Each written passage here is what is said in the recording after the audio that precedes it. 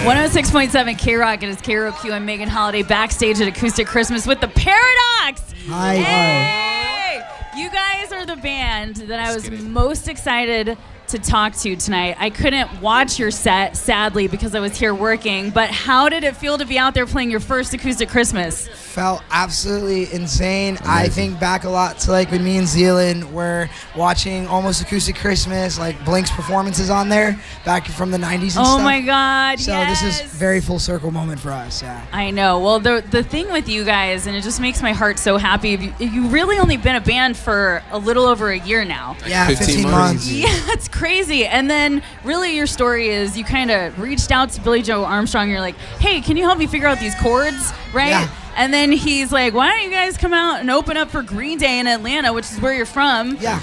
I mean, and then since then, I did get to see you at Warped Tour. Mm-hmm. Warped Tour, you brought out Travis Barker. So there's been so many cool moments. I want to hear from you guys about some of your biggest highlights of being a band for only 15 months. Ooh, me, I would say working in studio with Travis at his headquarters. Did you feel like you learned a lot in that process? Yeah, definitely. Mm-hmm. Sure. He works 25/8. I believe it.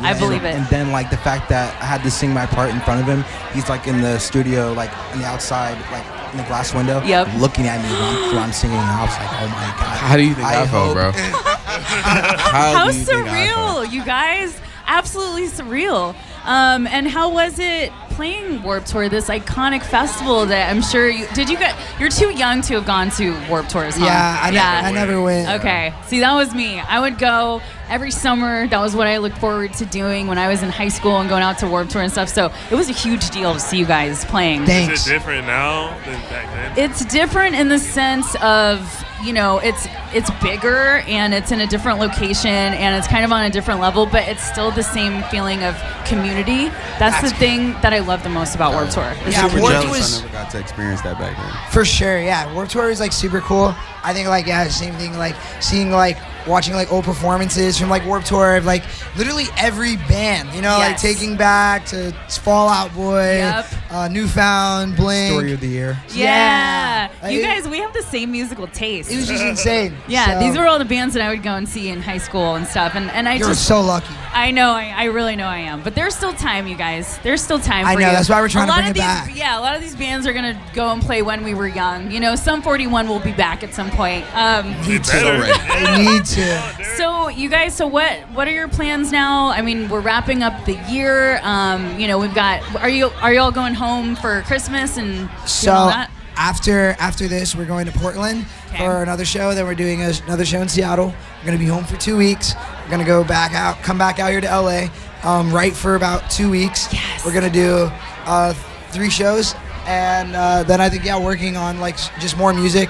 I think our plan is definitely to release like a EP and hopefully a full length next year. Okay. But yeah, just trying to crank out music and just like coming out and playing shows and seeing all you beautiful people. You're giving the people what they want. Giving the people what they want. Yes, and it's what we want. We love it. Yeah, well, you're like a breath of fresh air. That's what I always say about you on the radio. I love your energy. I love your vibe, and you guys just seem like great people. I said it already. I love your suit. Thank you. You look like Mrs. Claus. I'm kind of going for like a Hugh Hefner smoking jacket vibe. I see and then it. the Pamela Anderson updo. That's sort of what I know. It's a little too Playboy, but that's hard. You killed it. So we're gonna now totally flip things on its head from talking about Playboy to talking about mental health, and I want to know how you guys handle those tough times. I mean, you're a new band, you're going out on the road. It's not easy. There's no manual of how to do it. Yeah. So how do you guys keep yourselves mentally well?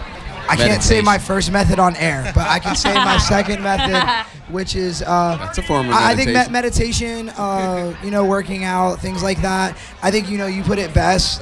It is one of those things where most bands where you're within your first year, you don't have so many people like looking at you and things like that. But I think like for us, just like staying true and just having fun, like whether it's a house show or it's When We Were Young or something, just treating it all like it's like it's fun, just having a good time. And it really helps when you have that creative or a safe space for the 4 of us to just come together and really just get out whatever it is, we can all just come together and talk today. You know, these are my brothers right here. So Yeah. we can weather any storm. You know. Well, that makes me so happy to hear that. We always do checks. We do checks ups, you know, just to make sure everyone's, you know, doing good, okay. handling things well. That's smart. It's super important, you know, and I'm just so excited to watch you guys. I mean, you've had this meteoric rise. I can't wait to see what you're going to do next. So, The Paradox, thank you so much for joining me. I'm Megan Holiday, backstage at Acoustic Christmas. Give it up for The Paradox, everybody. Give it up for The Paradox. Yes, sir.